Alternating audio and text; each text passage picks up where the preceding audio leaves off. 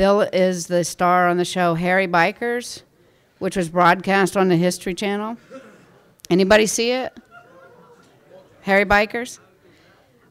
He's also has his best friend Paul Patranella, right? Yep. Close enough? That's it. Okay. And they're going to talk to you today about their experiences in doing the show. So welcome.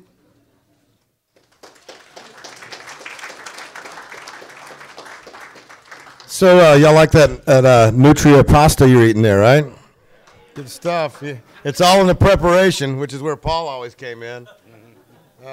We've got a new campaign. We don't have any bright, yellow jackets or anything in the shop, but we do have some hang up and effing drive stickers, okay? Living in Bryan College Station, that's your biggest enemy right there, is students that don't see. I was thinking about getting those fiberglass poles with like for go-karts and stuff, and just put those reflective triangle flags on top for living in Bryan College Station, because apparently that's what it takes. I almost got hit last week on a bright yellow Tribe of Judah motorcycle. I mean, I don't know how she didn't see me, but it happens. So who's seen the show? All right. Yeah. So what'd you think? Did you like it? Does it make you want to go out and eat, hog maws and chitlins and river rats and stuff? Lamb testicles. Yeah, right. I've been working on bikes for 20 years, build 100 bikes. They call you build a bike builder, but eat one lamb testicle, and there you are.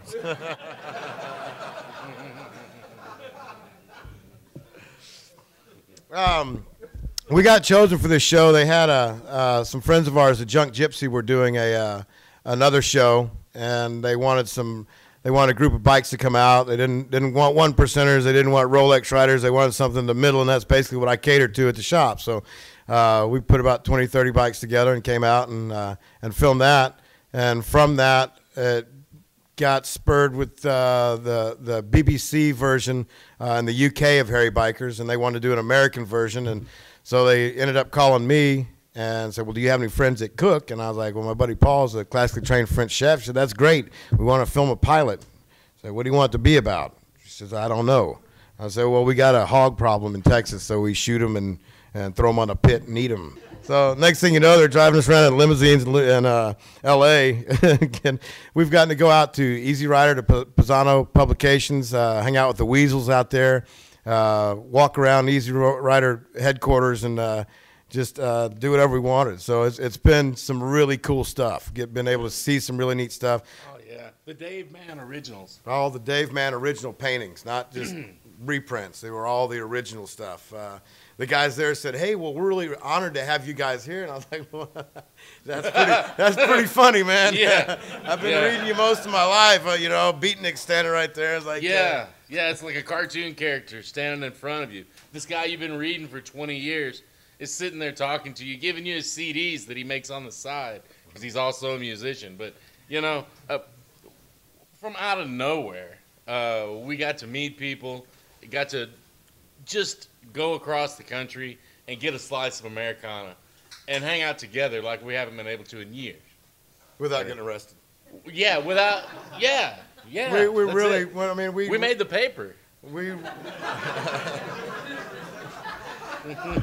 raised a lot of hell for a lot of years, and one day figured out, hey, man, we've been pretty lucky. We might want to slow down a little bit. Yeah. And so now to be able to go back and do this on a whole different level, there's with the economy being tight, you don't have to have a lot of money to get on your bike, rekindle an old friendship, go hit the road, and just go meet people. Go places within your own state, which is what was really cool about this show, is that you don't have to go to the Bahamas or here. If you got the money to go, that's pretty cool too. But you can go shoot rats in the swamp all you want. You can cook them. You can work your way across the country, and just by being interested in people's culture and what they're about, and asking them, what do you do? What's cool that you do?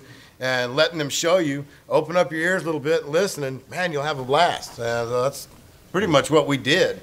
We basically did what we would do if we had the opportunity to do what we did. So yeah. No, I mean for years and years, we lived together for years. I owned a restaurant downtown, Bill was still working for Russ back then, but long before he even had a dealership. And when we got time, we'd look for some blue sky somewhere on a rainy day and go toward it. And then we might end up 50 miles, 100 miles away, and that's just what we did. Chasing blue skies, all of our buddies, We'd go run around, we'd find a bar we'd never been to, find a little spot to go grab something to eat, and come back home because we had to. We had jobs, responsibilities. But, got a little bit older and had this opportunity to really get away for a couple of months. And I mean a couple of months on the road. And we had mailbox money, so the wives didn't mind. That was what was cool. We didn't have to feel guilty about it. We're like, hey, man. Oh, honey, I miss you. God, look at this shit. Yeah. And we had some really good family, employees, / whatever else that took care of our businesses for us while we were gone. That was huge. I mean, we thought that we couldn't walk away from our business. I really didn't think I could. I know Bill knew that he could, but had a hard time doing it. Real hard. I'm not good at that one at all. But an iPhone and communication, the guys, if we'd be filming, I'd get a text message or an email, hey, we got a problem with this. They'd put their heads together, try to figure out, and then, like I taught them, you don't call me with a question if you don't have an answer in your mind. You tell me what you think, because I would rather you come up with the answer than me tell you the answer. And that's what we did. And fortunately, unfortunately, it was so hot this summer that he wasn't selling much fish and I wasn't getting a lot of people riding. So it did slow down a little bit and give them the opportunity to build their confidence by figuring it out on their own. They're all trained. They know what I expect. And they did a great job. So, that was cool. That was really cool. Yeah, because, as much fun as we had, we were pretty much worthless while we were on the road. 16-hour days, up all night sometime, hunting alligator in a swamp, sleep for 8 hours, travel to another city, get up, do something, up all night, it really was hard. Did we ride the whole time? No, okay? No. No. Negative. You slept in those with a tent. What's that? You sleep in your tent. Oh, Maker's Mark? For a little while. Yeah. Till we were sober enough to get out of there. Yeah. I wanted to send a message without being just blatant about it. And I told them that every time we were somewhere where there was alcohol involved, let us sleep wherever it is. If it's at an ice house or something, then we'll be in the show, in the back of the ice house I always carry Mexican blankets I can crash on. We didn't need a tent. They just wanted that for the show. We could have slept on the floor or anywhere. Look, there was a lot of messages we tried to send. And that's how, when we're going to these signings and whatnot, I turn around and there's a grandma and her kid. Mister, will you please sign my magazine? I love your show. It's like Barney or something. And that's...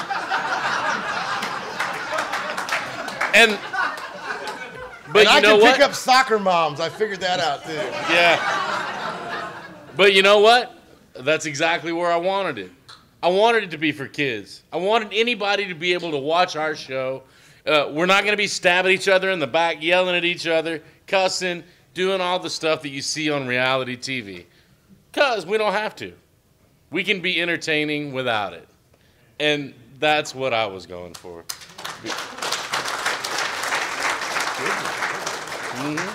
We ended up knowing a lot when we got done, like how to cook hog maws and chitlins and rats and head cheese. Head cheese, yeah. Yeah. How to clean an alligator. How to sex an alligator. Yeah. How to properly throw up hot peppers after you eat them. You don't want to keep that stuff in you. That's what they kept telling me. I ate way more than I should have. And I ate some Zantac before we started, and then I ate them. And I drank a bunch of milk, and the guys kept saying, you're going to want to get those out of there. So I went and played runway model, man. and then found a Mexican ice cream vendor in downtown Houston. It's a stretch, I know. Yeah. But, I bought all of his ice cream sandwiches, man. And you know what? I did not throw up, and I didn't eat nearly as much pepper stuff as he did, but I ate plenty. And I should have thrown up. So live and learn. It's a Johnny Cash situation, man. Mm-hmm. Something was on fire. Yeah. Yeah, everything was on fire. Yeah. Those things are really hot. The ghost Trinidad scorpion pepper. If you ever get the chance to eat one, do not do it. It gives you a rush. I mean, your body thinks it's on fire, so you've got endorphins just running through you. So I mean, I was kind of getting high on it. Oh so yeah. Hey, It's no joke. It's legal. Let's keep eating these things. But do y'all have any questions about any of the shows? Or anything. Yeah. Motorcycle. Do you guys consider, when you're doing this, consider yourselves being kind of an ambassador representing motorcyclists of Texas to the world? You know, Absolutely. Certainly. People in general, throw all the pretentiousness and attitude out the freaking door. You're meeting somebody for the first time. Just on a one-on-one, eye-to-eye, just go talk to him. Just go hang out. Screw the cool part, you know?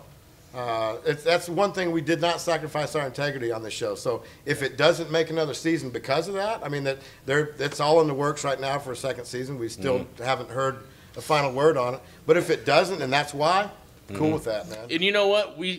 From the very beginning, Bill and I were going to remain friends, no matter what.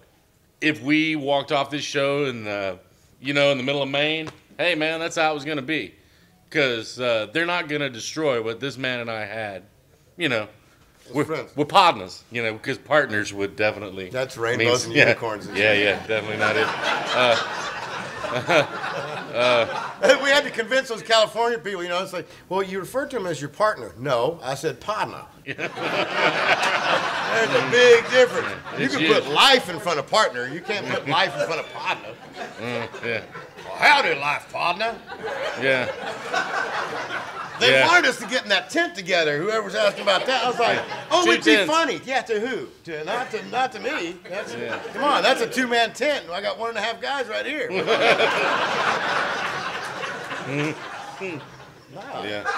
we're not gonna do that.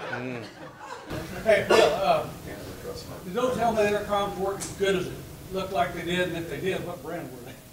They were natives. And they did work good. And they were going to use a lot of that voice footage from us going back and forth. But one of the producers didn't like it. It sounded too real. Yeah, they didn't like the sound, so then they started making us do voiceovers with it. Yeah. It'd be stuff that we talked about, but then we'd have to go back and do that. But no, they worked. And you can do anything. Depending on which one you buy, it's a Bluetooth, it's a radio, it's a, communicator. Yeah, they really do work pretty good. Really, with the situation that we were in, where we've got a camera truck in front of us, and they're running 60, hanging off the back with cameras. They're running them over the top. We're having to pass them. We're having to coordinate all these rides and, where we're going to go next. With that, we also had another pod where we could talk to the trucks. So to be able to do all that, it would have been unsafe without them. It really helped out a lot. And a lot of times we'd been filming all day. We would basically get the whole crew to a state. Once we got to the state, we'd bust out of that and we'd ride the state and go to all the different places on the bikes. Any chance we could get them out of there, we'd get them out of there. But half the time it was like, oh, well, we can't take a chance on this. And so we were under their insurance policy, so we had to do certain things with that. But the intercom systems definitely helped us get around and safer. So it was nice. There was times it was like, God, to get this thing off of me. They had us running the national forest, Sam Houston National Forest. What was that, Father's Day? It was like 105 degrees? Father's Day, 105 degrees. Full leathers. Full leathers and helmets, and for filming purposes. And they had helicopters, little remote control helicopters, 8 feet long, with cameras in them, filming. They'd get like down by the river, and we'd be coming over the river bridge, and they'd come up like that and catch us going underneath it. Cool stuff. But we were so hot. At one point, I look over at Paul, and he's like, throws out. Yeah. And it's so hot, we're sitting there, and all of a sudden, it's like, I'm nodding off, man. It's like, no, I kept finding myself falling back. Like I look up and Bill would be way in front of me. It's like I realized I kept passing out going down the road. There was one when we were in Arkansas, and we had been rolling for days in the heat, Oh, yeah, extra long hours filming. And Paul rides pretty close to the center line anyways, and there's tourists all out there, and we come around a curve, and Paul just starts going into the center lane, right at a curve, and almost. Well, I mean, it's once again, totally exhausted. 16-hour day, full leathers, hotter than hell. I told him, hey, I don't want to ride back, to Little Rock from Hot Springs. And they're like, well, we really want to get some running footage on the way. So, there's a guy in the back of a pickup truck. We're behind him. I go, back inside my lane. Sure enough. But that was my bad because I was passing out. Well, there was another time, too. Paul and I, back in the day, we'd do fun things with each other, like come hauling us beside him and click off his engine switch. So we used to do that. Well, we'd been talking about that. Hey, man, remember when we used to do that? Go click it off. So we're going through Hot Springs, and they were filming us, and I came up and clicked it off and took off, and I looked back, and Paul's going, oh, shit. I was jacking with him. We're in traffic, man. I pull over, and I'm looking back, and all of a sudden his light's getting bright, but it's on the sidewalk. He goes flying down the sidewalk, and there's a driveway. It drops off. He was like something off Chips. It was like a big bear on a bagger, 2 feet off the ground. I landed it. Yeah, he landed it good. It was nice. It was a good thing. We learned about energy drinks on this thing. Okay? Yeah. It was nothing to pound a Red Bull and chase it with a 5-hour. No, nothing. No big deal. I prefer mine in reverse order. Yeah, 5-hour first. Yeah. Yeah, wash it down with a Red Bull. But there was times when there was no other choice because they did film go on and on and on. And it's just the fatigue of when you're doing something that you're not used to doing and having to do it all day long over, and then just the stress of, well, I want to get it right, but okay, now let's stop and redo that, okay? Hey, we need a different camera angle here. Ah, man, Byron's in the picture back there. Okay, switch that out. I started telling people when we show up, it's like, look, we're regular people. You guys are regular people. That camera, on the other hand, you're at a dance, and that camera is your ex-girlfriend, okay? And you're with somebody new. Don't look at that camera. Just don't look at the camera. Because as soon as somebody turns the camera on, you're going to start looking at it. Yeah. So that was the best way I could describe it, to get people not to look at it. But it wears you out trying to do things that aren't natural while trying to be natural. Yep. So. And there's a lot of waiting around. A lot of waiting on, well, they're going to go do this thing with these guys right now. Okay, so, me and Bill, we might have 3 hours just to kill sitting there on the set. That's not good for an ADD guy like me, man. No, me neither. Yeah, I'm not AD anything, but. I got one other thing for you. I know y'all still don't know if you've got your second season coming up yet, but I've got a suggestion that I hope you would carry to your producers. Get the writers.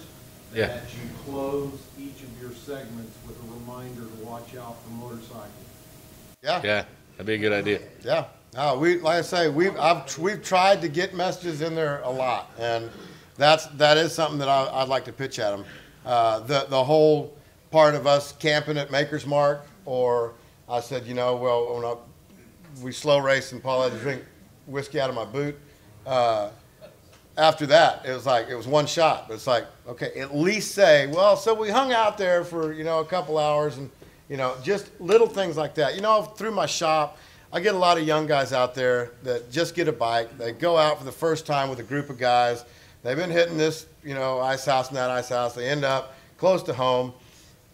They've been out, I'll tell them, you've been out with your back slapping, beer drinking buddies all day. You're feeling the bikerliest you've ever felt. Park that son of a bitch right now.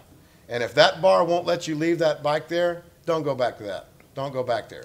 My bike has gotten drunk in front of people before. My bike has gotten drunk in front of people before, and I walked out. I was like, I would be the world's biggest hypocrite if I got on that right now. And it was like at a club function, and I said, man, I'll show them right now. Hey, sir, could you please hold that door open, because I'm gonna park it back here. Park it back there. I tell guys all the time, that's a great way to pick up women. You've been partying, and you're, hey, I've probably had too much to drink to ride. Do you think you could give me a ride home? Because you're going to need a ride to go pick up your bike the next day. Exactly. I wish we could show all our scars. Yeah. Yeah, we got some good stories. It's definitely, we've been lucky. Yeah, very lucky. Some days it didn't feel so lucky, and it hurt with sunglasses sticking out of your forehead. But hey, it's whatever. When do you guys know? You bet. Yeah. When do you know? Yeah. Sure. Sure. You call him. No, it really is. I mean, it's not being in that part of the industry, seeing how it all works, and understanding as you get farther and farther into it. Yes, they have to take different angles. They have to. If they just followed us around the camera, you wouldn't have a television show. If things have to be produced in a certain way, our job to us was just to do it as real as we possibly could. You know, try not to do anything that we wouldn't have done anyways. You know, so. But it is, production time is expensive, and you can't make a show just filming somebody. No, they're only using 30 seconds out of every hour they tape anyway. So, 26 to be exact. 26 seconds per hour of video. So those 22-minute shows took about 32 hours to film. They basically all took a week because we got to travel in between. And that was usually our day off, was the travel day. We didn't get to wash clothes every week, so it wasn't the best smelling show. But yeah, it wasn't smell-o-vision, so you couldn't really tell. Mm. God, I still got chitlins on this shirt. I gotta wear it. Because you have to wear the same thing that you wore at the first part, and you've been sweating, and it was vile, man. Yeah. Who knows? So has anybody tried to cook anything that we cooked on the show? Oh, no. Oh, come on. Oh, what do you mean? We had a lobster day. Anybody see the clamming episode? Yes. Yeah, what'd you think about that? Make you want to go dig some clams? Oh, definitely. No? Yeah. Frogs were the best. Frogs was fun. Frogs was the best. Yeah, that was a good one. They were good, too. Especially watching you. Yeah. Frogs. Oh, yeah. You know, the guy who took us gigging is actually a trooper, a state trooper there in Arkansas. And he gave us get-out-of-jail-free card. Yeah. Yeah. He did. I haven't used it yet. I'm in Arkansas every week. Once a week. While you were in Jackson, Mississippi, filming that one at the little restaurant there, I thought it was funny because I'm from that area. One of my friends actually was in line to get served, so I had to call her and say, "I saw you on the television show." Oh, really? Was it for the pig ears? Huh? Was it for the pig ears? Yeah, well, yeah, the little African-American restaurant downtown Jackson. Yeah. The Big Apple Inn? Yeah. That place was rank, man. Health code-wise, that place wasn't grandfathered in. It was great-grandfathered in. It put Paul, and that day the air conditioner broke. So they put us in the kitchen. Paul's back there, and we're getting a rush, of people, and we're having to put out these sandwiches. This lady says, y'all might have to stop and clean off. I done seen that big man sweating on that grill.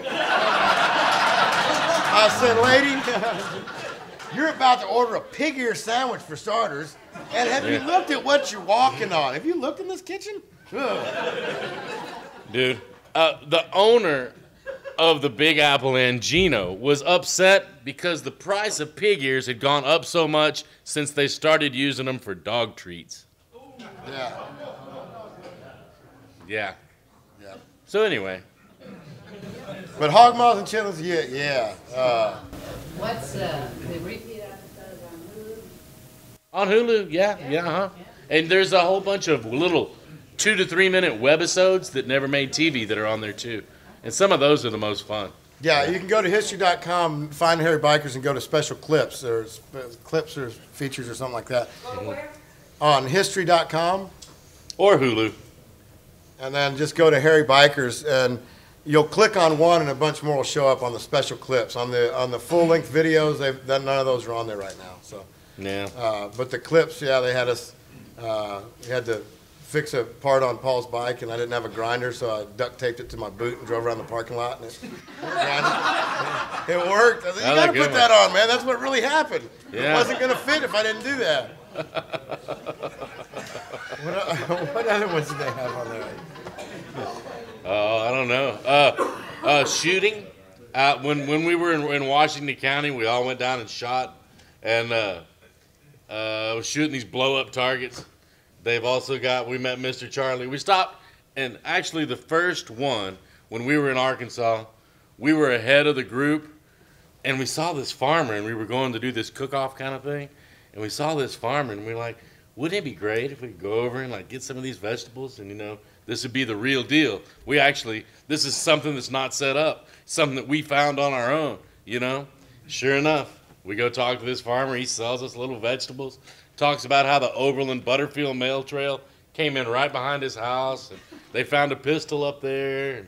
I mean, really neat guy. He was a teacher, retired, Mr. Charlie. Mr. Charlie. And the Dutch oven cook-off that food was unbelievable. Oh, my Man, God. those guys are good. Yeah. I mean, everywhere we went, even Mississippi was great. They eat more pork in that area than anybody in the world. Yeah. Seriously. Every bit of it, too. I mean, the squeal to the tail, man. It's gone. Man. See, I don't know what else is on the little webisodes. I'm trying to remember, but... has anybody seen the belt sander races?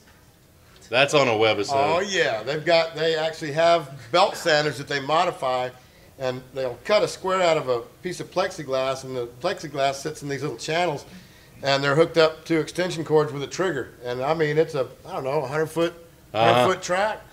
Nail them, and they take off. So it's actually in Aransas Pass, or Port Aransas, a place called the Gaff. If you're ever down there, you got to check out the Gaff. It's a cool little spot. But on Sundays, they have full-blown belt sander races. Yeah, they got the tree and everything. Yeah. Yeah, it's got a pro tree. Goes down. Oh, yeah. They wanted me to adapt one to do something to make it faster. I was like, shit, man, these people know what they're doing. So I found some of the little wheels that they put on the side, and I made wheelie bars for it. So mine had wheelie bars. Yeah, I mean, I guess the main thing we learned is just be good to folks, man. And they'll give you everything they got, everywhere we went. Yeah, we could go back everywhere we went, and whoever we were doing the show with, we could go back and hang out and do whatever we did there. Yep. Everybody we met. Flounder gigging in South Carolina. The dude, his name's Little Paul. Well, Paul. They call him Little Paul. I called him Little Paul. I don't know if that's what they call him. But yeah, well, he's bigger than me. Yeah. And, we're looking at this little 14-foot Carolina skiff that we're going flounder fishing in. And I read the little thing on the back. Y'all have seen that on a boat where it tells you how much it carries. 425 pounds. Now, me and Bill together, probably outweigh 425 pounds. Now throw Big Paulie in there, the other Paul. Yeah, this guy weighs at least 300. And it's kind of one of those deals. I was a little skittish getting in this little boat. He said, oh, don't worry. We put a ton of oysters in here all the time. And he meant it, a ton. They'll go oyster and bring them back. That's good. Yeah, but I can't gig anything. Frogs, flounder. I don't know, Yeah. Maybe next time. You can cook them, though. Yeah. So, well, thank y'all for having us. Right on.